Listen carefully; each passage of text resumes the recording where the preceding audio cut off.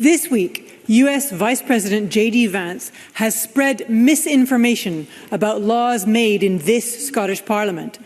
His claims about my colleague Gillian Mackay's Safe Access Zones Act are grossly misleading. Emboldened by Mr. Vance's comments, anti-choice groups have already started to target patients outside the Queen Elizabeth Hospital in Glasgow, with more actions planned in coming weeks. Last summer, members of this Parliament agreed overwhelmingly that everyone should be able to access abortion services free from harassment.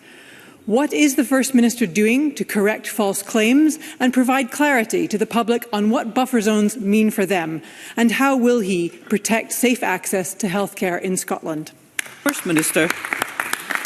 Presiding Officer, I recognise the seriousness of the points that Lorna Slater puts to me, and let me just say that on the issues in relation to protests yesterday, these are obviously live issues in the criminal justice system, so I will not comment on those particular issues for the same reasons that I said to Russell Finlay earlier on.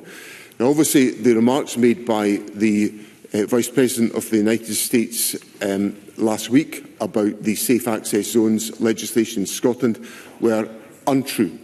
They were incorrect. And I'm grateful to Lorna Slater for providing the opportunity for me to say that to Parliament openly and to clarify that position.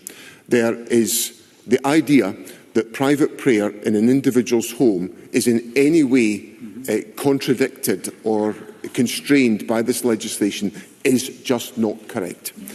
In relation to Lorna Slater's point to me about what is the government doing on these issues, ahead of the Act coming into force, we published clear guidance on both NHS Inform and the Scottish Government website, and we issued letters to householders who were affected by the zones about what the Act meant for their localities.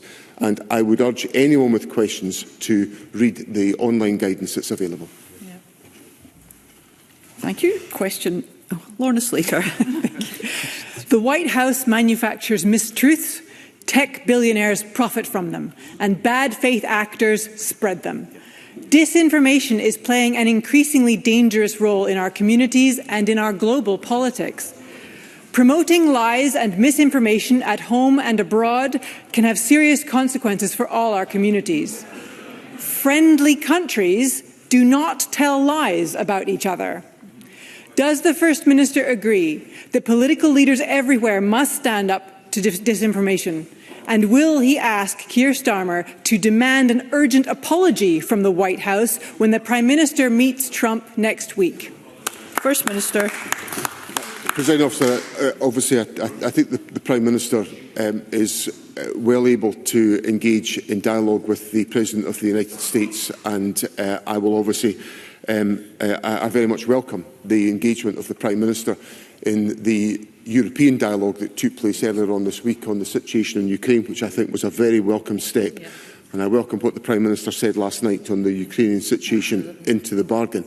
In the general point that Lorna Slater makes to me, I think that we are living in an era where disinformation is regularly circulated in our political discourse. Yeah. I think it is harming our political discourse.